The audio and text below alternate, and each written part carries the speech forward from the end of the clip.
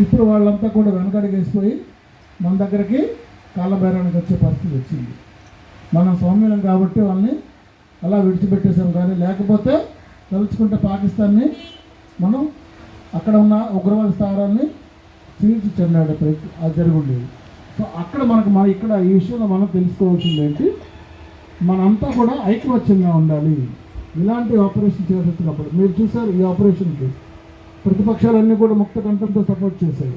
ఎవరు కూడా అగెనిస్ట్గా గవర్నమెంట్కి వ్యతిరేకంగా ఎవరు మాట్లాడారా? అందరూ సపోర్ట్ చేశాం. సో అలాగే ఇంటర్నల్ సెక్యూరిటీ, అదంతా ఎక్కడ ఎక్స్టర్నల్ సెక్యూరిటీ కదా, మన భారతదేశానికి బోర్డర్లో ఉండే సెక్యూరిటీ. మరి ఇంటర్నల్ సెక్యూరిటీ నేను వచ్చాను కాబట్టి ఇంటర్నల్ సెక్యూరిటీ కోసం కూడా మాట్లాడాలి. కాబట్టి ఇంటర్నల్ సెక్యూరిటీ సంగతి ఏంటి? ఇంటర్నల్ సెక్యూరిటీ మనకి ఏమవుతుంది? క్రైమ్ మీకు తెలుసు, ఆడపిల్లల పట్ల అఘాయిత్యాలు, సైబర్ ఫ్రాడ్స్, సైబర్ క్రైమ్స్ తెలుసు కదా.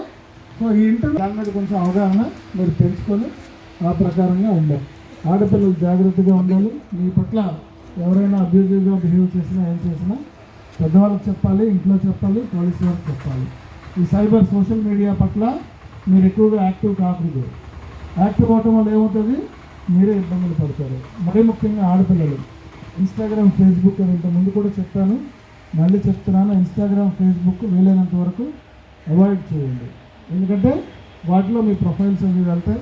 ప్రొఫైల్స్ అవతల వాళ్ళు సైబర్ ఫ్రాడ్స్ ఎవరైతే ఉంటారో వాళ్ళు ఆ ప్రొఫైల్స్ మిస్యూజ్ చేసి మిమ్మల్ని మళ్ళీ అబ్యూజ్ చేసి మిమ్మల్ని బ్లాక్మెయిల్ చేసి డబ్బులు కానీ లేకపోతే మీ మాన ప్రాణాలు కానీ ఇబ్బందులు కలిగే పరిస్థితి. కాబట్టి ఈ సోషల్ మీడియా పట్ల చాలా యాక్టివ్గా అది ఇప్పుడు ప్రజెంట్ ఉన్న మన ఇంటర్నల్ సెక్యూరిటీ థ్రెట్ సోషల్